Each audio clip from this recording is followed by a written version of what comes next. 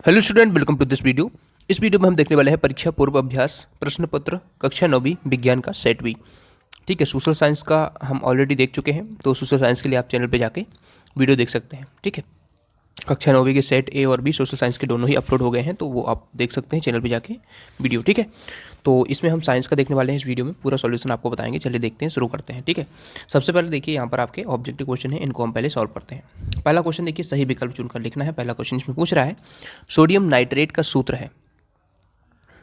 ठीक है, तो इसमें करेक्ट आंसर हो जाएगा NaNO3। फर्स्ट ऑप्शन ही आपका करेक्ट आंसर लगा लेना है आपको। सोडियम नाइट्रेट का सूत्र होता है NaNO3। ठीक है, अगला देखिए, क्लोरीन आयन में संयोजकता इलेक्ट्रॉनों की संख्या है। ठीक है, बैलेंस इलेक्ट्रॉन कितने हैं इसमें। क्लोरीन माइनस आयन है। क्लोरीन माइनस का मतलब होता है क्लोरीन में नॉर्मली कितने इलेक्ट्रॉन होते हैं, यानी नॉर्मली इसका परमाणु संख्या बताएं तो कितना होता है। ठीक है, 17 होता है, अपन को पता है क्लोरीन 17 होता है। लेकिन अब इसमें माइनस है, मतलब एक और इसमें इलेक्ट्रॉन, मतलब एक और इसमें एटम, एक और इलेक्ट्रॉन मतलब इसमें जुड़ गया है, तो Cl 18 हो जाएगा। ठीक है, अब 18 को हम करेंगे इलेक्ट्रॉनिक कन्फिग्यूरेशन यानी इलेक्ट्रॉनिक विन्यास करेंगे तो 2 8 8 इस क्रम में चलता है ये। 2 फिर 8 फिर आगे जितने बचे 2 8 18 ऐसे। ठीक है, तो 2 8 10 हो जाएंगे और बचे कितने हैं 18 में से 8, तो ये लास्ट में जो बचा वो हमारा हो जाएगा इसका इलेक्ट्रॉनिक कन्फिग्यूरेशन में जो संयोजकता है वो हो जाएगी। इसमें भी ऑप्शन आपका आंसर कर लेंगे। तंत्रिका ऊतक की कार्यात्मक इकाई क्या होती है, न्यूरॉन होती है। इसमें ऑप्शन आ जाएगा। बेग का ऐसे मात्रा क्या होता है, बेग मीटर प्रति सेकेंड, MS मीटर प्रति सेकेंड, इसका मतलब होता है प्रति। किसी वस्तु का द्रव्यमान पृथ्वी पर 12 है, मतलब 12 किलोग्राम है, तो चंद्रमा पर क्या होगा। देखिए, चंद्रमा पर और पृथ्वी पर यहाँ पर हमसे भार नहीं पूछ रहा है। यदि भार पूछता तो कुछ अलग होता, लेकिन इसमें हमसे द्रव्यमान पूछ रहा है, तो द्रव्यमान दोनों जगह ही सेम होगा, 12 ही होगा चंद्रमा पे भी, तो ऑप्शन हो जाएगा। क्योंकि द्रव्यमान क्या होता है, किसी भी कोई भी वस्तु है, ठीक है, उसका जो मास होता है वो हर जगह सेम होता है। ठीक है, उसमें यदि जो हमारा गुरुत्वाकर्षण है G, ठीक है, गुरुत्वाकर्षण नियतांक G है, उसका मान 10 होता है, मतलब 9.8 मीटर प्रति सेकंड होता है प्रति सेकंड स्क्वायर होता है। तो इसके हिसाब से इसकी वैल्यू ना हर जगह बदलती रहती है। लेकिन जो पृथ्वी के लिए है 9.8 मीटर प्रति सेकंड है, तो चंद्रमा के लिए दूसरी है। पृथ्वी के कई हिस्सों पर ये अलग अलग भी महसूस की गई है, तो इसमें क्या रहेगा, इसका गुणा हो जाता है, तो चंद्रमा के लिए ये अलग गुणा हो जाएगा, इसलिए वहाँ पर उसका भार अलग हो जाता है। लेकिन हमसे भार नहीं पूछा, हमसे द्रव्यमान पूछा, तो इसमें 12 आंसर हो जाएगा। ठीक है, इसमें 12 आपको कर लेना है। ध्वनि की प्रबलता निर्भर करती है आयाम पे। ठीक है, एम्पलीट्यूड जिसको हम बोलते हैं। उसके बाद देखिए रिक्त स्थान को भरना है। रिक्त स्थान में देखिए CaCO3 यौगिक का नाम है। CaCO3 सिंपल सा है, ये बहुत बार आप पढ़े होंगे, कैल्शियम कार्बोनेट होता है। ये क्या होता है, कैल्शियम कार्बोनेट। अगला देखिए, हाइड्रोजन के समस्थानिकों की संख्या कितनी होती है, तो हाइड्रोजन के 3 समस्थानिक होते हैं। नाम बता दूं मैं आपको, प्रोट्रियम, ट्राइट्रियम, ड्यूटेरियम। 1H1 1H2 1H3 ये होते हैं। ठीक है, ठीक है, प्रोट्रियम, ड्यूटेरियम, ट्राइट्रियम। पौधों में लचीलापन किस ऊतक के कारण होता है, तो आंसर है कोलिन काइमा। कोलिन काइमा नाम का एक ऊतक होता है जिसके कारण लचीलापन होता है। संवेग परिवर्तन की दर किसके अनुक्रमानुपाती होती है, तो बल के होती है, आरोपित बल के। ठीक है, तो बल के आंसर हो जाएगा। पास्कल मात्रक है दाब का। ठीक है, ध्वनि संचरण के लिए किसकी आवश्यकता होती है, माध्यम की। ध्वनि बिना माध्यम के संचारित नहीं की जा सकती है। ठीक है, निर्वात में ध्वनि का संचरण नहीं होता है, जहाँ पर वायु नहीं है, ठीक है, तो वहाँ पे माध्यम की आवश्यकता होती है इनको। ठीक है, फिल इन दी ब्लैंक्स वो आंसर है, मैंने बता दिया आपको। प्रश्न 3 देखिए, इसमें हमसे पूछ रहा है निम्नलिखित कथनों के सत्य असत्य लिखना है। सत्य असत्य हैं, ये 6 नंबर के हैं, इनको चलिए देख लेते हैं। पहला क्वेश्चन है, मिश्रण का गलनांक निश्चित होता है, तो मिश्रण का गलनांक निश्चित नहीं होता है, क्योंकि मिश्रण में एक ही प्रकार के मतलब तत्व नहीं होते हैं, अलग अलग प्रकार के होते हैं। जैसे उसमें हमने चीनी मिक्स कर दी, उसी में हमने नमक डाल दिया, उसी में हमने पानी डाल दिया, तो आप देख रहे हैं अलग अलग एलिमेंट्स को हम उसमें डाल रहे हैं, अलग अलग यौगिकों को डाल रहे हैं। एलिमेंट्स नहीं बोलना चाहिए, उनको यौगिक बोलना चाहिए, क्योंकि वो एक तरीके से यौगिक हैं। तो अलग अलग यौगिकों को मिलाने पे मिश्रण बन रहा है, तो उसका गलनांक निश्चित नहीं होगा, क्योंकि नमक का अलग होगा, पानी का अलग होगा। तो इस प्रकार से हम कहते हैं कि इनका गलनांक निश्चित नहीं होता है। तो ये हमको इसका आंसर असत्य करना है। एल्यूमिनियम द्विपरमाणविक होता है, तो गलत है ये। एल्यूमिनियम Al होता है। तो इसमें असत्य हो जाएगा। ऑर्गन का इलेक्ट्रॉनिक विन्यास 288 होता है, सत्य है ये। ऑर्गन का परमाणु क्रमांक 18 हो जाएगा, तो 288 इसका इलेक्ट्रॉनिक विन्यास हो जाएगा, ठीक है ना। अगला देखिए, पलकों का झपकना ऐच्छिक पेशी के कारण होता है, तो गलत है ये, असत्य हो जाएगा, क्योंकि पलकों का झपकना ऐच्छिक नहीं अनैच्छिक पेशी होती है, क्योंकि हम पलक झपकते हैं तो अपनी इच्छा से थोड़ी झपकते हैं, वो अपने आप झपकती हैं पलकें, ठीक है। अगला देखिए, वेग परिवर्तन की दर औसत वेग कहलाती है, तो गलत है ये, त्वरण कहलाती है, तो ये असत्य हो जाएगा, क्योंकि क्या कहलाती है, त्वरण कहलाती है, असत्य हो जाएगा इसलिए। घर्षण बल सदैव वस्तु की गति का विरोध करता है, तो जी हाँ ये सही है। घर्षण आपने देखा होगा, दो सतहों के बीच लगने वाला एक बल है जो कि गति का विरोध करता है, एक तरीके से देख सकते हैं आप, ठीक है। ये हमारे सतसत हो जाते हैं, सही जोड़ी हम मैच कर लेते हैं। देखिए, जल क्या है, जल एक यौगिक है, फर्स्ट वाले से मैच कर लेंगे, यौगिक। नमक, अभी मैं आपको सभी आंसर ये कॉपी में ही दिखा दूंगा, कॉपी में लिखे हुए भी हैं ऑब्जेक्टिव के, तो आपको कोई समस्या नहीं आएगी, उसमें आपको सीधे सीधे आंसर सामने लिखे हुए हैं, ठीक है।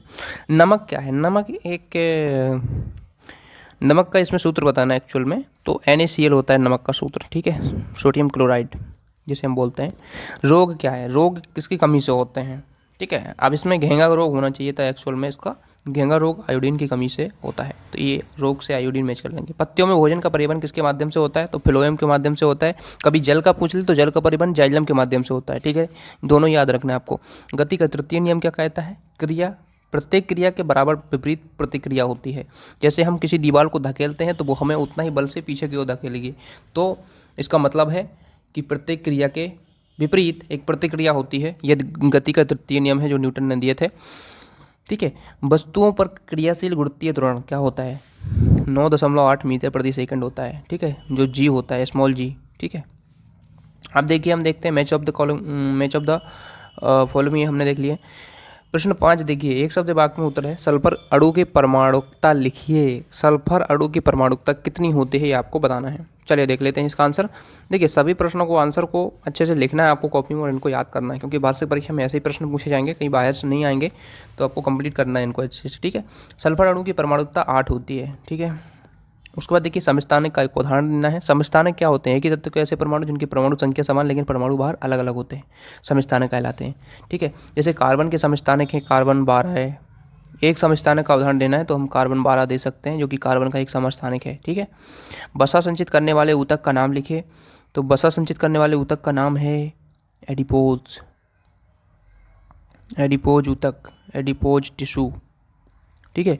गति मापने की इकाई क्या होती है, गति मापने की इकाई होती है यहाँ पर मीटर प्रति सेकंड,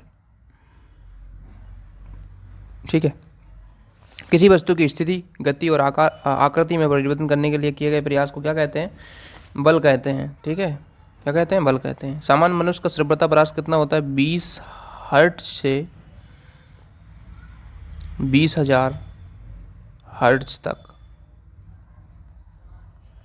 ठीक है। उसके बाद देखिए, प्रश्न 6 से हम देखते हैं आगे के प्रश्न, ये सभी कंप्लीट करते हैं कॉपी में। आपको आंसर कैसे लिखना है आप लिखते जाएंगे, सभी प्रश्न देख लीजिए एक बार और हम सॉल्यूशन देखते हैं, ठीक है। वेबसाइट पे जा सकते हैं आप लोग, विजिट कर सकते हैं। PDF डाउनलोड करने के लिए वेबसाइट है अपनी जानकारीteach.com, वेबसाइट पे जाइए, इसका पूरा PDF और कंप्लीट सॉल्यूशन आपको मिल जाएगा। तो देखिए, ये आपके सभी क्वेश्चन हैं, इनके सॉल्यूशन देखते जाइएगा, ठीक है। बाकी सब सही है, ये आपके आंसर जो मैं ऑलरेडी बता चुका हूँ आपको, ये आपकी सही जोड़ी हो जाती हैं, एक शब्द आप आपको उत्तर हो जाते हैं। अब चलिए हम सभी प्रश्न एक एक करके देखते चलते हैं। प्रश्न 6 देखिए, निक्षेपण किसे कहते हैं, आपका प्रश्न पूछा गया है। इसका आंसर लिखेंगे, निक्षेपण एक ऊष्मा रासायनिक प्रक्रिया है जिसमें कोई गैस ठोस बन जाती है, इसकी उल्टी प्रक्रिया ऊर्ध्वपातन कहलाती है। प्रश्न 7 है, आपका समांगी मिश्रण की परिभाषा लिखना था, तो ये आंसर आप इस प्रकार से लिख सकते हैं। 8वां क्वेश्चन है, निम्नलिखित सूत्रों को प्रदर्शित करना है। ये वाले आपके पूछे गए हैं, कैल्शियम क्लोराइड और पोटेशियम सल्फेट, ये आपके सभी पूछे गए हैं, तो उनको अच्छे से देख सकते हैं, इनके नाम लिख सकते हैं इनके, ठीक है। ये इनके सूत्र लिखे हैं, इनके नाम लिखे हैं, ठीक है।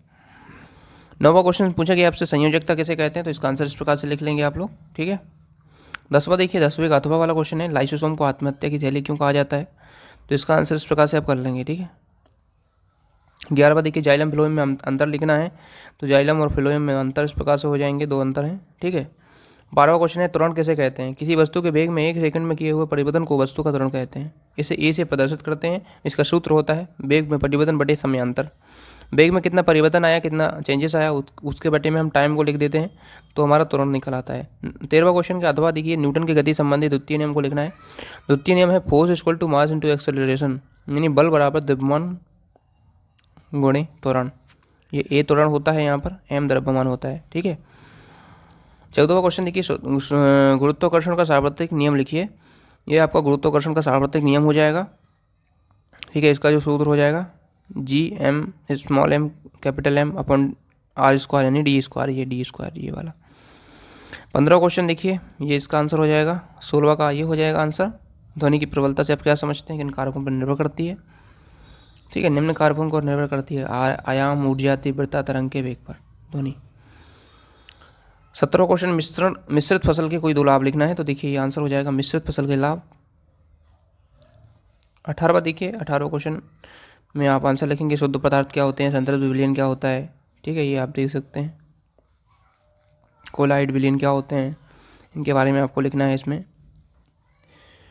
19वें का आंसर देखिए, 19वें का आंसर है यहाँ से समझ सकते हैं और लिख सकते हैं। दिया गया है इसमें U 80 किलोमीटर प्रति घंटा, T इसमें 5 सेकेंड है, V 60 है। त्वरण की परिभाषा से अपन निकाल देंगे, इसमें त्वरण निकालना है तो त्वरण आ जाएगा, एक्चुअल में मंदन आएगा, क्योंकि माइनस में आएगा तो मंदन आएगा। खाद और उर्वरक में कोई 3 अंतर लिखना है, ये अंतर हो जाएंगे आपके, ठीक है।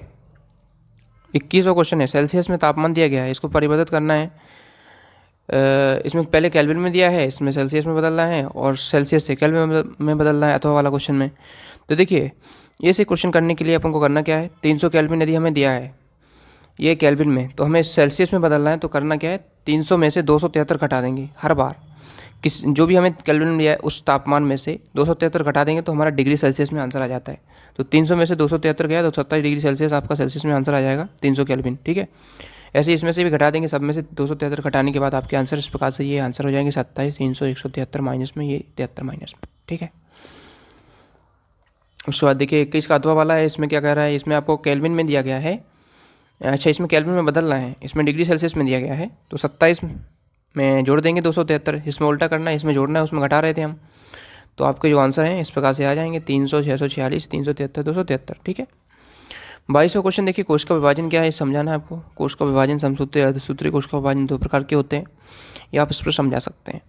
23वां क्वेश्चन देखिए, इसमें है यहाँ पिंड का द्रव्यमान 40 दिया गया है, पिंड की ऊंचाई 5 मीटर है, गुरुत्व त्वरण G है, पिंड की स्थितिज ऊर्जा mgh सूत्र लगा देंगे।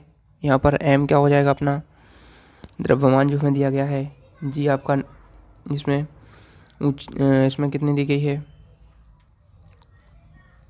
G इसमें 10 है, h अपनी ऊंचाई 5 है, गुणा कर देंगे तो 2000 जूल आंसर आ जाएगा,